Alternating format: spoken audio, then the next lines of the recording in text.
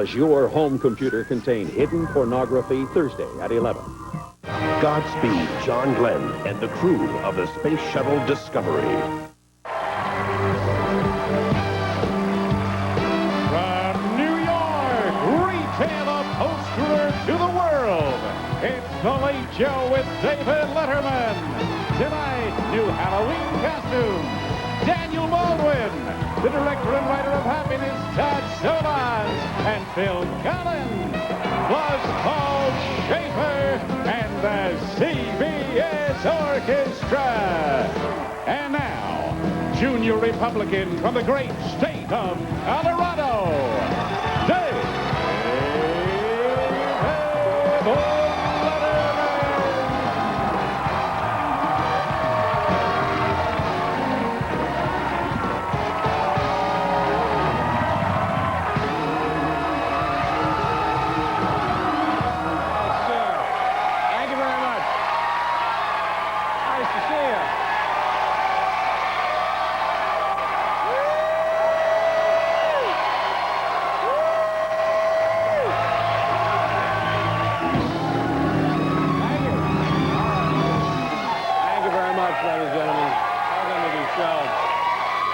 I want to tell you something, big. That's right.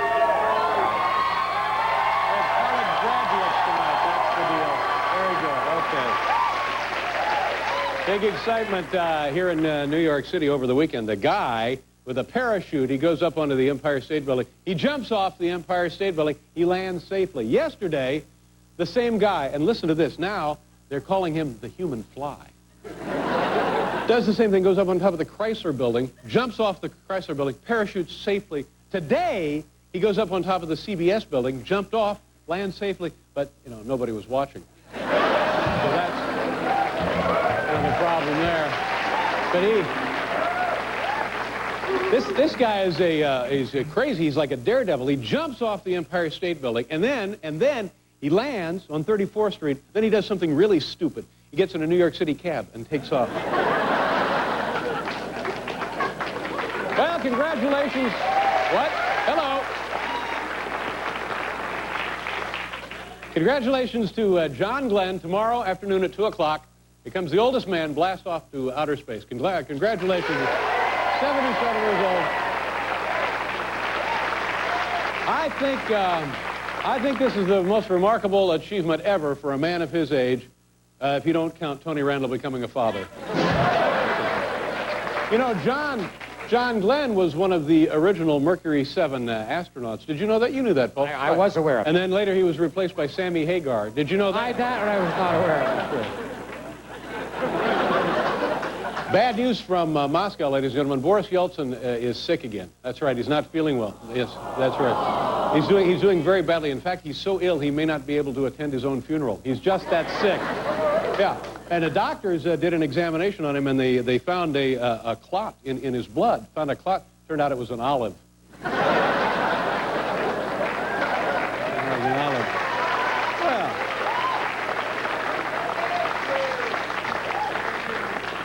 Here's more bad news for people taking Viagra. They now say that airline pilots got to be careful if they're taking that Viagra because it makes it hard to distinguish the colors blue and green.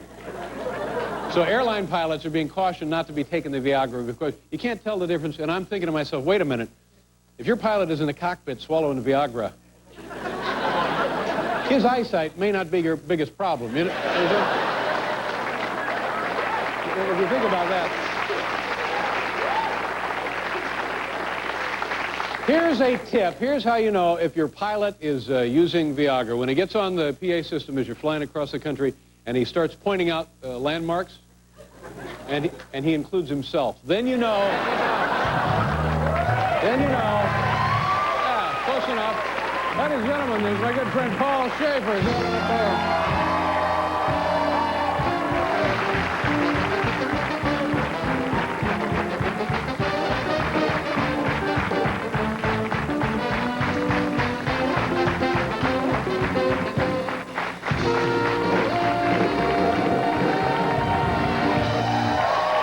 Halloween is just around the corner, and it's a tradition here at the Late Show. Every Halloween season, we go up to my house and we take a look and visit all the trick-or-treaters as they come by to say hello to show you the brand new Halloween costumes for 1998. Here we go. Let's go.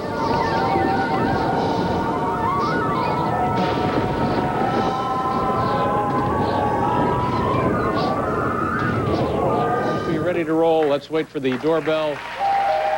Woo! Thank you. And we're continuing. Oh, there's the doorbell right there. Hey, look at this. It's big, it's colorful, and it's filled with 5-pound bricks of sugar. That makes this an annual favorite. It's the Pez dispenser.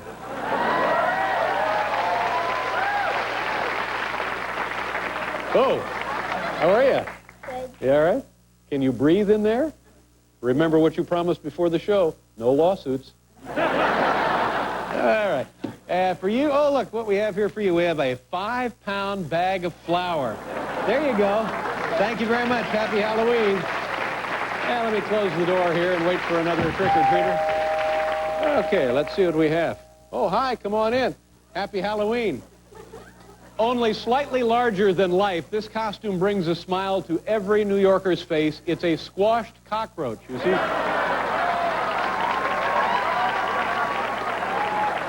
There, see the big shoe? The big shoe. Okay. And here, for you, we have a complete set of dental x-rays. Here you go. Enjoy yourself. Happy Halloween. Bye-bye.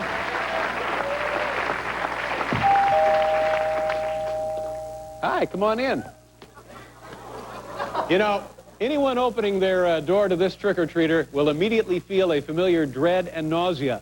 It's the little cup of diner coleslaw nobody ever eats. Look at that. The diner coleslaw nobody ever eats. And for you, son, we have Mary Lou Henner's Total Health Makeover book. There you are. I hope you enjoyed that. Now be very careful out there. Thanks for coming by. Happy Halloween.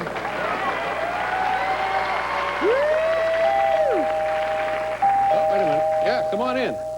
Oh, look at this, ladies and gentlemen, right here. It's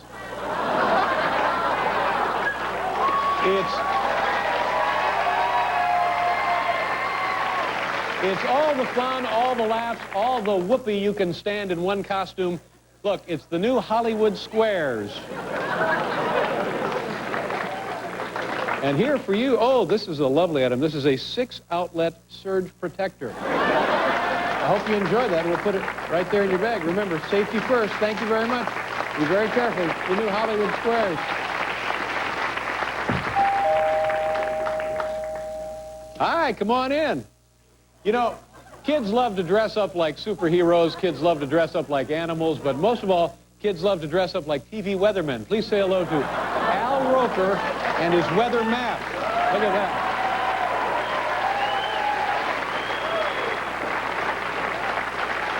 Oh, this is nice.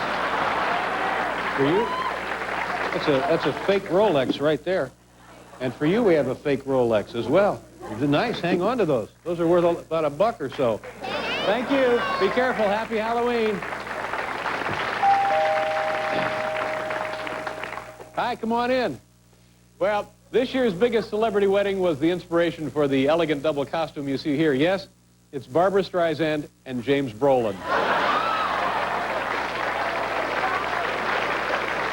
Okay. Here, Barbara, for you, we have the Late Show Emmy. That's right. The show's actually won awards. That's for you. Happy Halloween. And for you, Jim, we have the Great American Steakhouse Onion Machine. I hope you enjoy that. Be very careful, kids. Thank you. Bye-bye.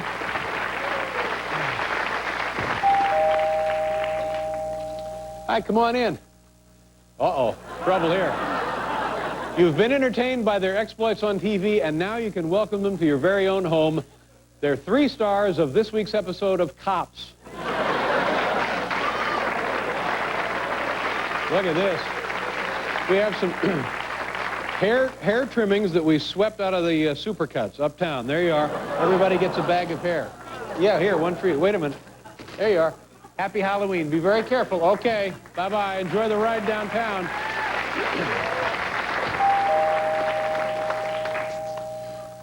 Oh, my gosh. Well, you know, he's captivated young baseball fans around the world by hitting an incredible 70 home runs in one season. His name, of course, is Mark McGwire. and these are his biceps.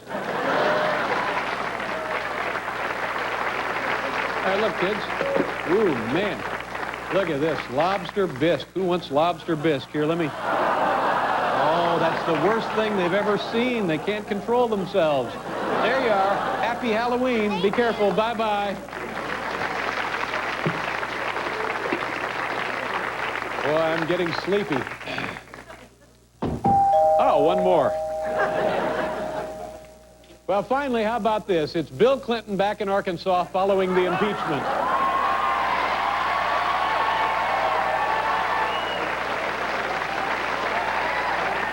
And for you, hi. For you, we have Regis Philbin. I don't get this, but there he is. Happy Halloween. Hey, Dave, happy Halloween. There's a fake Rolex there, too. Regis and the kid, they're going out.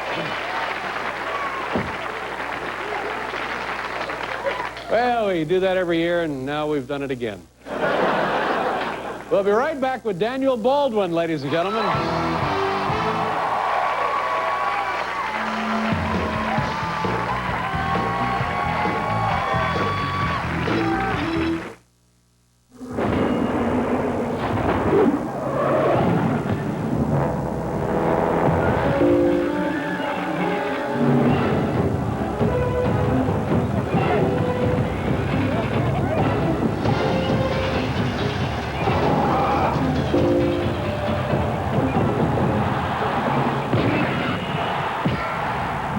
Time for a Pentium 2 processor?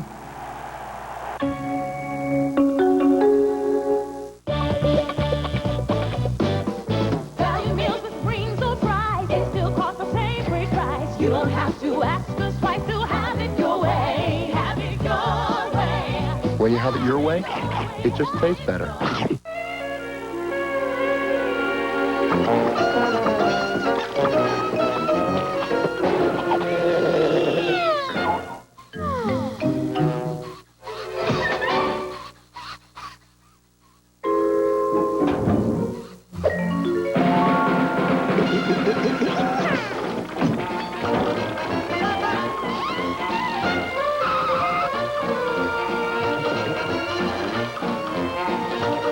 Everyone's talking about my new cookies. I don't know how you made them better, but you did. These new cookies rock. Pillsbury cookies, hot and fresh in 15 minutes. Would you like one? Woohoo!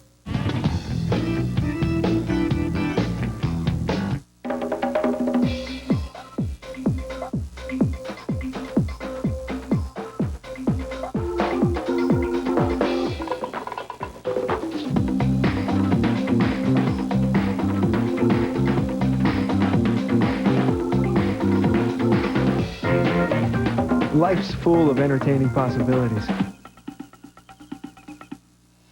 Read all about it. The Oregonian, practically indispensable.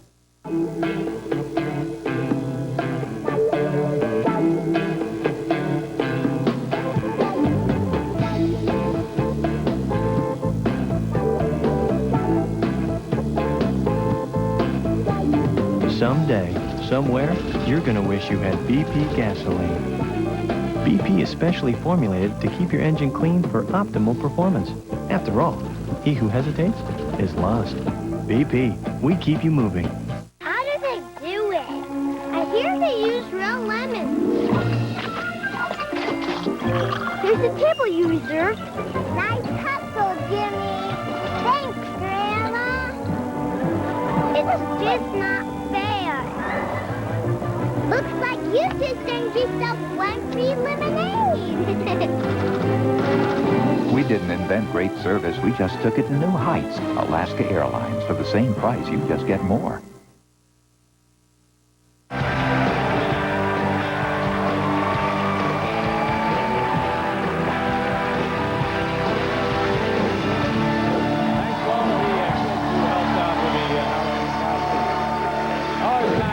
The kids. Daniel Baldwin is here at Todd Solondz and, Phil Collins. That's a pretty big show, isn't it? All set. Yeah.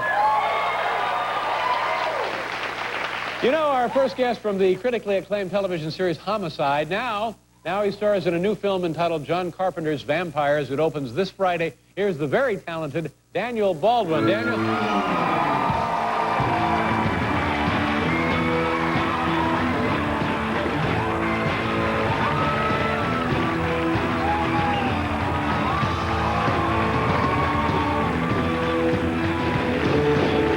Welcome to the show. Well, We've never met, have we? Actually, we have met, but it was a long, long time ago. Where did we meet? I was down in the Bowery or something. I can't quite remember. Long, sordid story. Well, nice to have you on the show. Now, are you? Have we had all the Baldwin brothers on the show? I don't think you've had Harpo or Zeppo yet, but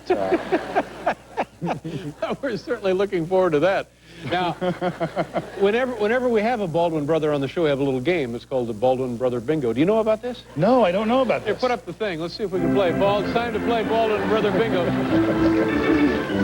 Okay, and I think Daniel there. Let's see, Daniel, does that complete? Yes, we have a bingo.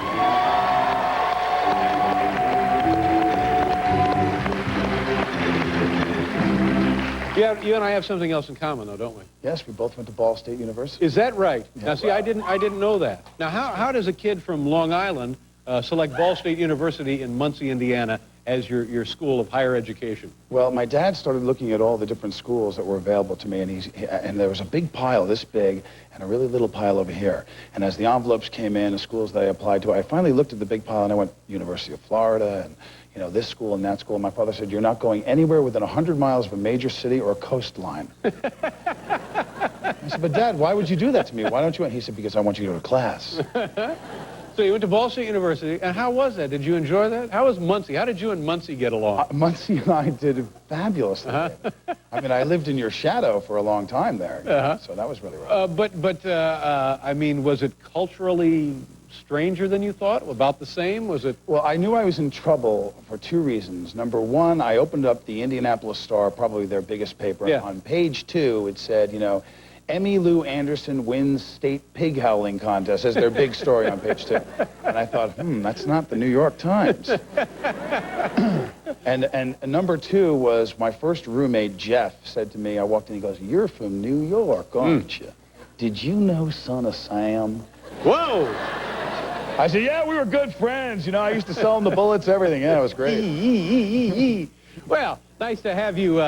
Do you ever go back? Do you like a homecoming or anything? I actually saw one of my best friends from school at my mom's golf tournament, Terry Joseph, for the first time in 15 years. That must have been great, huh? It was really a great reunion to see him and his wife. I introduced the two of them at Mink Hall in the Studebaker complex. Big dormitory. Yeah. I guess your oldest brother, Alec. He's the oldest brother, isn't he? He's the oldest brother. He's the old man. Yeah. Now, when you were kids, he kind of ran the show, didn't he? He sort of kept everybody in line. Yeah, he was definitely the one that we had to follow most of the time. Did you get in trouble with him? I mean, you get in trouble with your parents, and you get in trouble with your oldest brother. I was the one who probably got in the most trouble. Believe it or not, David. I mean, I know that's really? a tough stretch for you to fall into. One time in particular, I remember that stands out. Alec came home from his freshman year in college, and he pulls up in the car. My mom had picked him up at the airport, and as he's stepping out of the car, my mom doesn't wait a second. She says, tell him. Go ahead and tell him. And I'm sitting on the porch, and I'm going, how am I going to tell him this? So I walk up to him, he goes, what's wrong, bro? I said, I got some really bad news. I got a bunch of traffic tickets the other day. I was driving, with no license and no insurance, no inspection, switched lanes, switched plates. I mean, it went on and on and on and on. And he said, wow, man, you're never going to get your license back. I said, I have even worse news for you. I told him I was you. Yeah.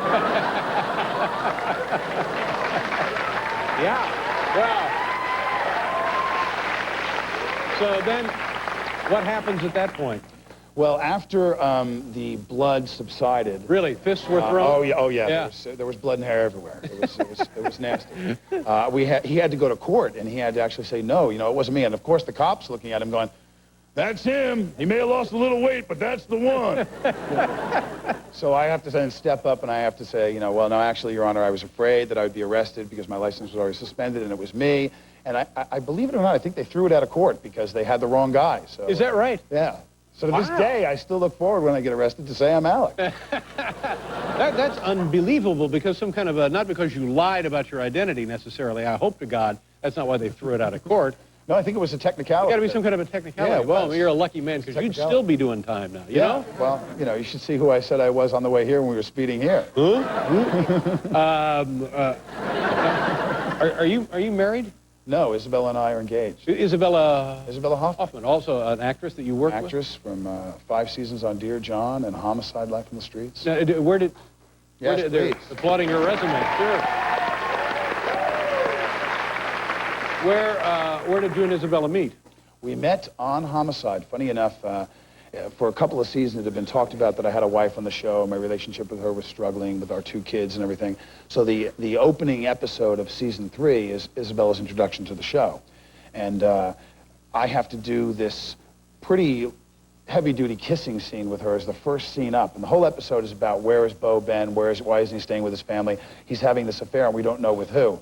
So I knock on her door and she opens the door and she's the new shift commander and I say, you know, Jimmy Newell's alibi stands up. He was in Vegas and he didn't do it. And she says, well, you know, we'll have to start at square one tomorrow. I step in the door and I start kissing her and I'm disrobing her and blah, blah. And that's the first scene we have to shoot together. Wow. I've never met her before. Very powerful stuff right off the street. Right out the gate. Yeah. So I turn around and I knock on her trailer door and she's fully made up. I haven't gone to makeup yet. And she comes out and Isabella has a really beautiful mouth. I mean, she's got, you know, the liner on her lipstick and all I'm doing is just staring. I'm not even looking at her eyes. I'm staring at her mouth going, oh yeah. So I go into makeup and I sit down with the hair guy, this guy Hep, and I said, did you see this woman who's playing my love interest? Ooh. And he goes, yeah, she's beautiful. And he starts talking about her mouth. So I run back after makeup and tap on her trailer door. And I said, you know, can I come in and talk to you for a minute? She said, sure. I said, this is a really uncomfortable situation, you know, when you have to do these kissing scenes.